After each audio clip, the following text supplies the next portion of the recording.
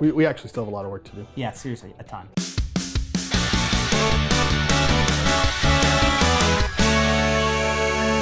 Hey everyone, welcome to GameGorgon. My name's Indigo. And I'm Crew. And today we're going to be talking, guess what? About net neutrality again. I would just like to revisit a couple episodes to reiterate something. Ajit-Pai's an asshole. Goes without saying at this point. Yeah, right? Like, but we're gonna say it more anyways. I wore a shirt of Ajit-Pai. It was good. I didn't even look at his shirt. Why are we talking about net neutrality again? Well, aside from the fact that it's probably one of the most important things pertaining to people that use the internet on a regular basis, whether it's for work or watching GameGorgon, something changed. There's a new thing that happened. So there's a bill on the Senate floor that was proposed to restore net neutrality at the federal level, right? It's something that would override what the FCC is trying to do, or any states, what they're trying to do, and just set at a federal level the requirement to have net neutrality. That has passed the Senate, which is exciting news, right? So the Senate is Republican controlled.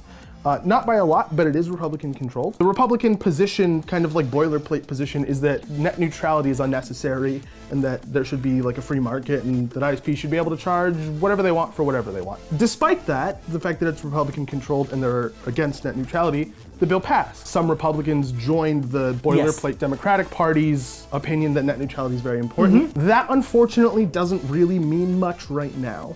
Yes, so, it's a very strong and good first step. Right.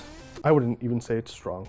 No. I mean... All right, it is a good first step. It's as strong as we could have hoped for, and definitely. Even though it's a 3-step process, I would still say it's less than 25% of the overall, hill. It does, in my brain, potentially create one pitfall, which is maybe states stop fighting to do it on a state level now. The federal law is going to handle it. We'll focus on something else, and then the federal law falls through, and then now they're either behind or maybe they have to wait because of some rule in law that I don't understand. I don't want that to happen. Sure. I really am hoping, even though we've made this step, that states continue to push their legislation through or discuss their legislation at the very least, plan for something. It's also important to note that without any intervention, the FCC's ruling is going to go into effect on June 11th, which is a couple days before my birthday to add insult to injury. You guys. So after the bill passes the Senate, which it already has to go to the House of Representatives. That presents a little bit more of a challenge than the Senate did because it is more Republican controlled than the Senate. The House is about 55% Republican, meaning that you'd need about 24 of them to defect, for lack of a better term, in order for the bill to pass. Yeah, you need a few of them to not vote via party lines only and vote for what is smart. Yeah, exactly. What the correct answer is not necessarily what is going to get you reelected. Yep. If it passes the House, it still has to get signed by the president, which, if the House is, twice as hard as the Senate, the president's probably 10 times harder than the House. Because the president has very clearly come out and said that he's against the idea of net neutrality, that he thinks it's going to target conservative media. He's also the one that appointed Face. He's also the one that appointed Nugget. What's his name again? Ajit. Yeah, he's... Ajit.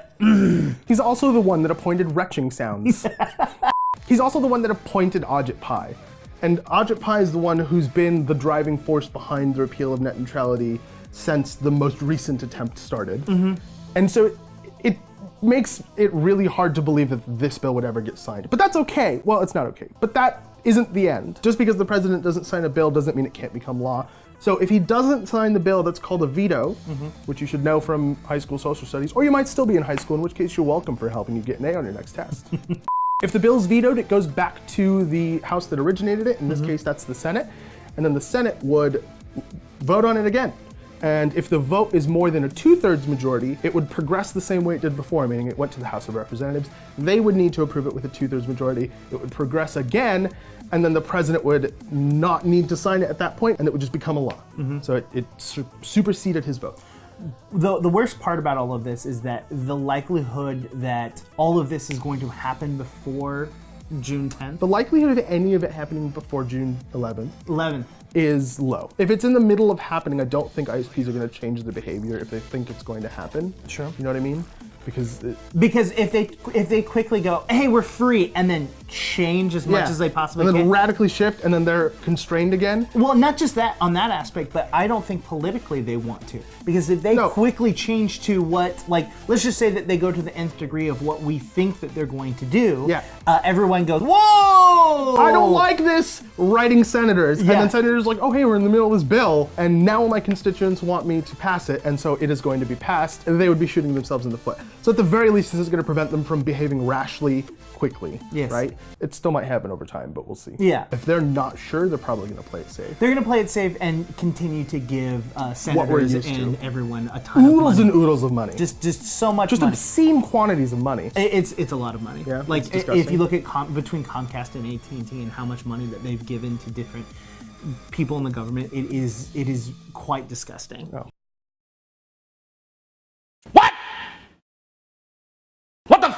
Well, that's depressing. There's also another kind of veto called a pocket veto. This is probably not on your social studies test. It sure as wasn't on mine, because I didn't know it existed, and it's actually kind of depressing. A pocket veto basically means that the president, who has 10 days to veto a bill, basically to send it back to the house that originated it and say, hey, I'm not signing this, here's why, or I'm just not signing this, I'm not gonna tell you why. If he doesn't have the opportunity to send the bill back because Congress has been dismissed, then it's a pocket veto. They don't get a chance to vote on it again and supersede his vote. It would have to start over from the beginning. Meaning a simple minority vote, hit the president, get vetoed again, and then go through again with a 2/3 vote. I don't know if you can like just keep spamming a bill like that. I don't know if there's some period of time they have to wait or some amount of difference that there has to be between one bill and another. That's a little too nuanced for my political knowledge. Head down to the comments, wait 25 minutes for them to load, and then write to us your favorite name for Ajit Pai. What is it that you want us to call him in our next episode about net neutrality? Please keep it sane. The algorithm would get mad at us if you all just started putting obscenities in there, so please don't. After you do that, hit the subscribe button if you want to help us grow as a channel. Hit the notification bell. The beautiful, exclusive, handcrafted, I draw one in Microsoft Paint for every single episode, and they make me upload it. Well, and not just every episode, but each individual person that has their own custom one. Yeah. Your names are inscribed in like there. pixels, but it's like 3 pixels wide. It's sub-pixels somehow. I don't know how I did it. I'm really good at my job.